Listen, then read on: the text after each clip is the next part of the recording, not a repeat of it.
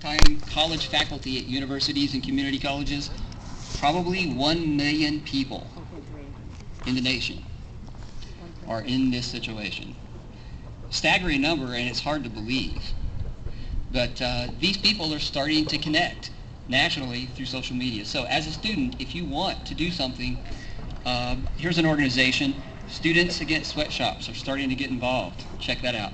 Another thing you can do is Students for Social Justice. You can say something about that maybe. Talk to friends and neighbors and tell them about the situation. Get them also to send letters. Tell your parents. Tell your parents what is happening. They have no idea. More students? I see a lot of students, and I know that students like to speak. And also instructors like to speak, adjunct professors. My name is Christine Glauber. I'm a new faculty here. This is my first semester here at Mesa, so we've had 30-year faculty, 10 years. I just want to say that I joined graduate school because I love teaching. I love mentorship, and I wanted to be there for students. And when I was in graduate school at Four-Year University, I realized just set it down there. We'll hold it together. I'm not going to be able to devote the Knows like you, time yeah. that I want to devote to the students. So I looked around, I tried to figure out what am I going to do, and so I decided I wanted to go to the community college. And now this is my first semester here, and looking at how much I'm going to make this year, I'll make less as a credentialed professor than I did as a student in graduate school. So. But I love it still. Thanks. And that is a story. I mean, $3,000 per class is the national average. If you add that up, and you can only teach 3 classes at each location, you have to teach at multiple locations. What do you get for the whole year? $30,000 a year for teaching like a full load? It's hard. It's actually not that much. I'm a full-time professor here. I assure you it's only because of luck. It's the luck of the draw that those of us who got hired full-time get those positions. We work hard for it, but adjuncts work just as hard. And I can tell you from personal experience, because my wife is an adjunct here at this college, and she works every bit as hard as I do, and she grades as many papers as I do all the time, and she gets paid less than 1/3 of what I get. It's shameful. It's a drag. And I think this is a civil rights issue that we should all be concerned about in higher education. And I'm so glad to see all of you here today.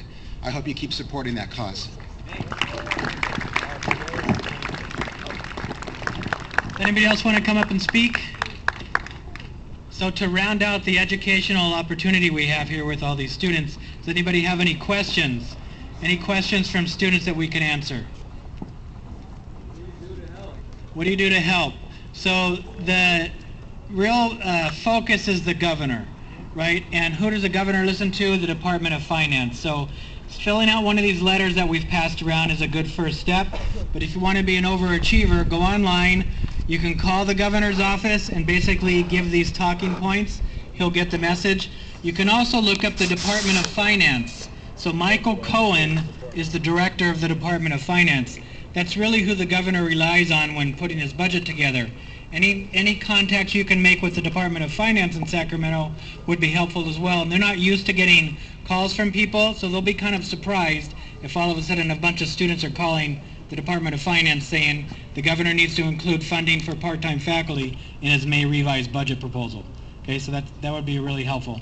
Carlin? Is that letter online somewhere where we can download it and email it to our friends? The letter is online, and we'll post it more prominently on our website, so give me a day. But you can go to aftguild.org, and there'll be a link for you. We have and we will again, yes. Mm-hmm. Yes, ma'am. What advice do you have to students who are aspiring to become teachers? Well, we think it's a very good thing. Her question is, what advice do we have to students who are aspiring to become teachers? The budget situation is improving, and teaching is a great profession. I started out as an adjunct faculty member, then I was fortunate enough to get a full-time job. So if it's something that's your passion, and I didn't catch the speaker's name, what was your name? To fill that out? Christine? Yeah. Christine, who just spoke, who just started off, If it's something that you love to do, you should pursue it.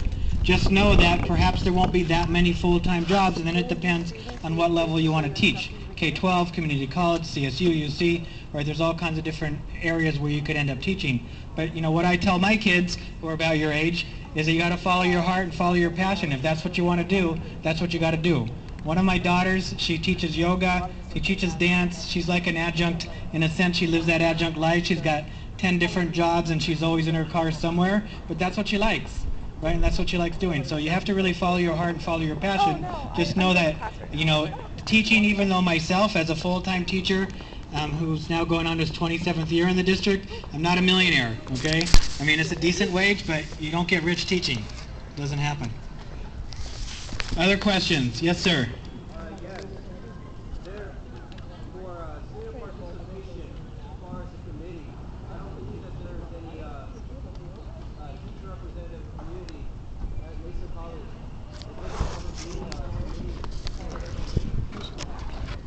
Well, we could certainly form one. We could certainly start one if there seemed to be interest to do that. We don't have one in place now. We've just kind of done this ad hoc like we're doing today. But if there's an interest for something that we can sustain, we certainly would do that. You know? Well, we have to get a critical mass of students who'd be interested, and we could start a club. You know? Well, talk to me or John or one of the people that spoke today, and we can start going from there. Okay? We have an internship program the American Federation of Teachers does, but it's just 8 students a semester, so it's not like a big student club or anything. But we do have a regularly, you know, recurring internship program where we hire 8 students every semester to do union-related activities like this. Other questions? Anybody? Anything else? Okay, you guys, did you want to wrap it up? Okay, thank you guys so much for coming out. We really appreciate your support and your activism, and that's the only way we can make change happen is to be active and pushing the people that are in power. So anything you can do to help out, we really appreciate it. Thank you for coming today.